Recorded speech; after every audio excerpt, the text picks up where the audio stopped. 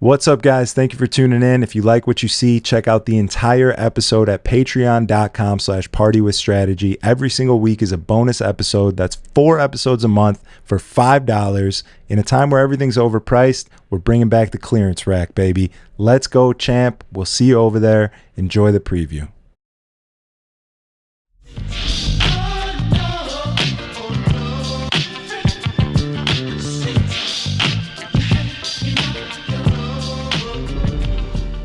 Hello and welcome back. Thank you guys for joining me. Another solo pod Patreon episode brought to you by me, Diamond Cut, and the nice folks over at Long Drink. Actually, also Rendezvous Limousine, who hasn't really been a sponsor of the pod for a while, but they still do give me free rides, I'll be honest with you guys. So I feel like if I want to keep that up, I gotta mention them, and you guys should definitely go check them out if you're in Chicago. Use them. Party buses, limousines, SUVs, black cars, whatever you need. The guys, they do good work. Limo, my boy over there, Mo. I don't know why he doesn't go by Limo. He owns a limousine company. Just a thought. But yeah, Rendezvous Limousine, Chicago. If you're coming in from out of town, have him scoop you from the airport. When you talk to him on the phone, let him know that I sent you. I don't know what it's going to do for you, but it'll be good for me. So, thank you. We're back, baby. I did say that today would be the day that I would name this mystery man from the last episode, and I will do that for you guys. It's definitely going to be in the actual Patreon portion of the episode, so don't get too excited. I got a recap of St. Patty's weekend for you guys. My Saturday night in Chicago, my Sunday in Houston, my Monday and Tuesday in Houston with the No Good Boys. Then I came back and immediately after went to Orlando for my fiance's grandfather's 90th birthday party, which will in fact be the first 90th birthday party that I did attend. So that was a fun one. And I got some good stories for you guys. Also, my proposal. I mean, if I really need to milk this for all it's worth, because now we have a wedding to pay for, I'll put the fucking video on Patreon. I'll do it. You know I recorded it. So, you know, whatever. Yeah. Welcome back. Thanks for joining me. I just got back from Orlando yesterday. Today's Monday. Flew back on Sunday. And I am absolutely just on the last leg of a real caloric tear. A real, just a big binge is what I would call it. I think the proposal got me nervous and just really I've been acting up. I've been acting up lately. I've been at the pizza shops. I've been late night at the donut shops. I've been eating zebra cakes. I've had McMuffins and all the stuffings and anything you could think of I've been eating. I mean, I went to Potbelly's in the middle of the day one day and got 2 cookies after a big sandwich. This is just a big confessional for me. But yeah, I've been going crazy. And then I proposed, and now we have these parties and dinners and celebrations, and it's a beautiful thing. So I just decided, you know what? I'm going to give fully in. I'm going to say fuck it and just go crazy and eat whatever I want and be a fat piece of shit and not beat myself up about it until today, this Monday, when I get back from Orlando. Things are back to normal and it's time for shredding for the wedding is what we're calling it. So, I'm still in a bit of a daze. I'm still in a bit of a sugar-fueled craze. Just real detox session is what's happening over here. You know it's bad when you're eating wild berry Pop-Tarts in bed.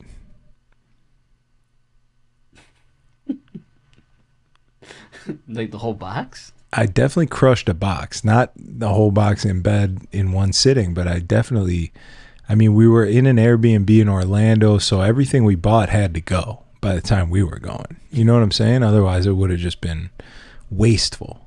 And we're not wasteful over here. So that's what I've been doing. I've finally reunited with my boy Diamond Cut. We haven't seen each other for a week. We took a Monday off. I was in Houston. Almost 2 weeks. Yeah. Well, we skipped a week. Yeah. You know, and then this was the Monday coming back. So we're back. We're back, baby. It's been good though. It's been nice. Other than having to see myself in photos and videos, everything else has been good. I mean, Apollo just snapped a little promo pic of me. I feel now. See, I was telling James to stop being a bitch about his double chin and his gullet and the what was his whole thing, the deep state something. He came up with this whole story for whatever happened on the pod. He didn't like the way he looked. He felt like he looked fat. Now this was due to the deep state, he said? You know, it was a fun little thing he did. Oh, I was about to say, I'm like, what? Pretty sure it's just that deep couch. Yeah, it could have been just the deep couch, but he came up with a fun thing to promote the pod, and now every time I look at myself, I feel like him. I'm like, Jesus Christ! But it's not the angle of the camera. It's actually just my face is the problem. Shouts to Long Drink for sponsoring the podcast. Absolutely the best cocktail you can get out there. That's exactly what it is. A cocktail in a can. It's not a seltzer. As you can tell, it's not one of those stupid, long, skinny cans that makes you look like an idiot stick when you're drinking it. This is good stuff. Anyone I give one of these to ask me what it is, where they can get it, and why they haven't had it before. I'm putting people on. You guys are next. Thank you for watching. Enjoy the program. Go to your local liquor store. Target's got them. Wherever you can. Grab a long drink today. Enjoy. Watch the pod. Let's get back to it. Thank you. But we're back. We're working on it. Give me a couple weeks. I'm going to shred it off. You know what I'm saying? I was at the gym this morning, 6 a.m. Not bragging. Just saying. I was actually a little surprised that I texted you at 7 o'clock and I got a reply back. A couple minutes later, I was like, wait a minute. Yep. I fell asleep watching White Lotus last night, watching Patrick Schwarzenegger get jerked off by his little brother on the show, and I don't know what happened at the end, so we'll find out later. But yeah, we're back. I'm ready. It's time. It's time. I gave in. I said, you know, I'll just fucking go crazy. Eat all the pizzas and the cakes and the second servings and the pastries and the Pop-Tarts and the burgers and fries, and hibachi was crazy. I had the best hibachi of my entire life in Orlando. That was my first time in Orlando. I'd never been to Disney or anything like that. We did go to Gatorland. That was fun. No Disneyland, but Gatorland. No Disneyland. We went to Gatorland. On Saturday, we went to Gatorland at 11 a.m., got home at about 4 p.m., and then went to Cirque du Soleil at 8 p.m. at Disney Springs. Have you ever been to Orlando? I mean, I've never been, but all the stories I hear is that it's either really good or really fucking bad. Orlando itself was just shitty driving around because there's just fucking traffic everywhere for no reason. It has like the traffic of a big city, but it's obviously not a big city. But it was spring break in Orlando, so there was a lot of people there. The plane rides had a bunch of kids and they were overpacked, and it was just not the best traveling experience, but overall a great time. I mean, we got to celebrate a 90-year-old's birthday, which is pretty crazy because this motherfucker beat all of us in mini golf. This man at 90 years old beat all of us at mini golf. I want you to think about that for a second. 90. They don't make them like they used to. 90 years old, beat everybody. There was 10 of us. He beat 9 people. That's crazy. That's actually insane. And I got 2 hole-in-ones on the first and second hole. And still. And just went downhill from there. This man just finessed you. It's crazy, bro. He's got all his hair. He can see without glasses. I mean, like, my parents are falling apart. they're neither of them have reached 70 yet, and both of them combined couldn't beat me in mini golf at the moment. It's fucking actually nuts. This dude he's a fucking machine. It's crazy. He's quick, he's witty. Good time, good guy. And I know that you guys aren't here for all of this. I know what you're here for. I know. I just had to stall a little bit till we can put this next part on Patreon. But wait, no, you still got to go over what happened over in Houston, though. Houston, shouts to my boy Mike over at Moonshine. I love that dude. They put together a big outdoor area, tent, stage. Oh, wait, actually, wouldn't it be St. Patrick's in Chicago first and then Houston? Yeah, I did St. Patty's in Chicago on Saturday. Which, by the way, I also thought it was fucking nuts. It was nuts, right? It was like more people than I had ever seen on a St. Patrick's Day. The last time I saw it like that was pre-pandemic. Like easily. At least 2018 or 2017, where people were just pouring in. Like it used to be the first wave would leave, it would die down a little bit, and then people would kind of come in again, it'd pick up, and then, it'd be like that throughout the whole night. Yeah. Bro, I feel like they never fucking left. This was steady pumping the whole time. Like, I was in 4 different places, and it just seemed like, where the fuck is everyone? It was definitely a real sign for the summer we're about to have. Dude. I don't know what changed other than our president, but people you also had fuckers jumping out of the bridge into, which I don't think I've seen before. Like, that video made its rounds. This dude, college kid probably, fucking peak of his fucking health, obviously. This dude could handle cold waters. But the fact that they were just wilding out everywhere by the bridges was just insane, too. It was definitely a sign for a good, strong summer. I'm not sure what got people riled up like that. I'm trying to put my finger on it, but I just can't even. I wasn't ready for it. It wasn't like, holy shit, bro. Like, we started this year off like with a bang and it's about to be crazy. Like, I thought it would just be a regular St. Patty's Day, which is always crazy in Chicago, but this was fucking next level. Absolute. Everybody showed out. Everybody was ready to party. All that shit that everyone talks about, the younger generation not drinking, not partying, I think they heard it. I think that's what it was. It's like word is going around. The memes are spreading. The stats are traveling. And I feel like they were like, all right, hold my beer. Like, what's up? Hold my mocktail. Yeah. Hold my vape. My Jack Daniels. Yeah. And fucking hold my vape and let me show you what's up. Which is good. We needed that a little bit. That was a nice, exhilarating Saturday. I played at Bodega from 3 to 6. It was fucking awesome, dude. I ripped my stick for sure at least half the set, at least an hour and a half. I was on my stick ripping. I played everything. I played house music. I played pop music. I played all that shit. I played hip hop.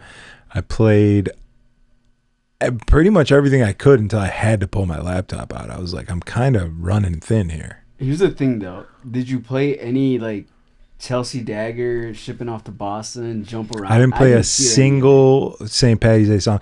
Even, like, the St. Patty's Day shit I was saying on the mic wasn't getting a reaction. Yeah. I was like, what's up? Who loves green beer? Just trying to be dumb, and I was expecting people to be like, yeah, St. Patty's Day, but they were like, yeah, we don't really care about that. We're just here to party. Yeah, that's what I This is just an excuse to party. It really has nothing to do with St. Patty's Day. I was like, if you're wearing green, it's shot time. Like, barely got a reaction. They didn't give a fuck. Nothing led me to be like, oh, I got to rip, this Shipping Off to Boston. Yeah. Like, there was no reason for it. I didn't hear anyone at all play it. Yeah, I didn't play any of that. That's hilarious. Is Chelsea Dagger like a Irish song? Not Irish, but it seems to always makes its way. It's either, I mean, it's for sure House of Pain, Jump Around, and obviously is that an Irish song? Yeah, I think What makes that Irish? I think the group is Irish. House of Pain? Yeah, I think so. Isn't that Be Real? Let me see real quick. I mean, Be Real. No, that's Cypress Hill is Be Real. Who is House of Pain? House of Pain, their DJ is Limp Bizkit's DJ, I think. House of Pain is an American trio released. The group consists of DJ Lethal, Danny Boy, and Everlast. Everlast is from House of Pain. That's right. Okay, Yeah. so they might be Irish. That's definitely a possibility. But yeah, DJ Lethal was Limp Bizkit's DJ.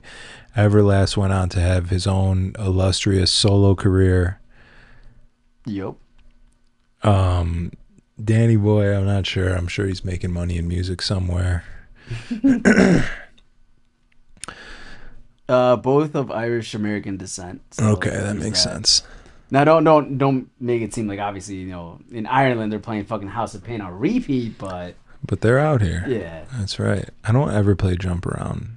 That got like lumped into my corny bin, and I had never really took it out. Definitely corny. But it definitely goes hard. It's a banger. Yeah, so St. Pat's Bodega Saturday was nuts. Got done at 6. I went to the gym actually, and then had to be at Celeste at 9. I can't. There's no shot in hell that I'll be able to DJ 8. Well, what was Saturday was 9, 10, 11, 12, 1, 2, 3, 4, 5. 8-hour shift without like some physical activity, bro. My body would just lock up, and I can't drink a lot of water DJing at Celeste because there's not a fucking bathroom on the disco floor. To get to the bathroom, I have to go through the dance floor, out the back stairway, and either go up or down, usually up, and go fucking take a piss on another floor. Hopefully, you know, I got a song long enough to last, and also hopefully by some miracle of God, there's a security guard anywhere in sight that I can call over to watch the DJ booth. Don't see those guys often. They're like running around looking for people with hats on. I don't know what's going on. I'm over here talking shit about Celeste. I don't know what I'm doing. We're supposed to be talking shit about... Long Drink is a legendary Finnish favorite that's been around since the 1952 Summer Games. It's a deliciously refreshing blend of premium liquor, natural grapefruit flavor, and just the right amount of carbonation. Honestly, this is the stuff right here. White is sugar-free, blue is citrus, orange is peach, red is cranberry, black is extra strength, and they're all fire. New flavors dropping soon, so watch out for those. And they're just the best sponsor for this podcast. So the next time you're tuning in, make sure you crack open a Long Drink. Enjoy one while you're watching the show, because good vibes deserve great drinks. Let's go, champ. We're back to the episode. Thank you guys for watching. We'll see you next time. The other guy. But yeah, it was awesome. I missed Celeste. I was in Orlando last weekend, and I was texting Heavy. I'm like, bro, have fun. I fucking miss it. Like, I just want to rip some disco tunes in there, bro. It's nice. It's a good time. I'm excited to play there. I actually made a disco edit. I didn't do shit, to be honest. I'll be honest with you. Silas did it all. But I pretended like I made it. We did a edit of, you know, the Days, the Notion remix. Do you think about the days? I'm pretty sure. Did a disco edit of that. It's pretty sick. I'm excited to play it this weekend. Yeah, I started I'm actually a little bit scared to even admit this, but I started a disco edit of Country Girl. Shake Tim it, McGraw? shake it for me, Yeah. country. Is it Tim McGraw? No, it's not Tim McGraw. It's Luke Bryan, I Yeah. think. I don't know my country. Just because I thought that would be kind of hilarious to play in there, so I think I'm gonna rip it this weekend and see what happens. The chorus is definitely doable because it does hit that same beat, Mm-hmm. but before that, he talks pretty fast. Yeah, I mean it's at like 106, and I think my edit's at like 125. Well, I have like a Poppy House remix of that, and it works well, so this should be fine. Wait a minute. I remember Luke Bryan in the 70s. Yeah, it should be good. Um, so the No Good Boys helped me do that. We just jammed on Monday. We didn't do anything. We just jammed, hung out, ate some mushrooms, smoked some weed, had a good time, kicked it with the boys, watched Kill Tony at night. Dolo came through. That was fun. That was cool. Frugal rolled his ankle skateboarding in the back with us while we were smoking weed at one point. All right. He was down for the count after that. I mean, this guy, he literally like fell, not a hard fall, and then was hopping around on one foot, like legit would not put his foot on the ground. He didn't want to put a single ounce of pressure on his ankle. And the next day we look at it, it's not even swollen. It's the exact same size as his other ankle. He didn't want to take a risk. He was just, he didn't want to risk it for the biscuit, and that's fine. He was over at his sister's crib making her fucking deliver him food. He wouldn't stay at the crib because there was too many stairs there for him. He really milked it. Jesus. He milked it, and I respect it. Then Tuesday we jammed with Dolo actually. And then I flew home at night. My sweet baby angel fiance picked me up from the airport at midnight, even though she had work the next day. Had to be up at 7 a.m. That's why I asked her to marry me. And also that she's real for picking you up at O'Hare that early. Midway. Midway. Oh, never mind. Midway, even worse.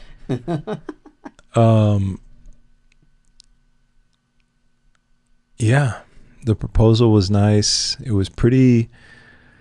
I surprised her. So me and her best friend helped me out a lot. Shouts to Annie.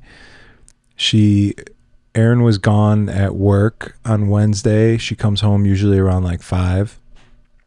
So her friend came over here and helped me set up the living room with a marry me thing. And we put pictures of ourselves all over and lit some candles and decorated it nice. And I set up a couple cameras and then just waited for her to get home. There was rose petals on the floor.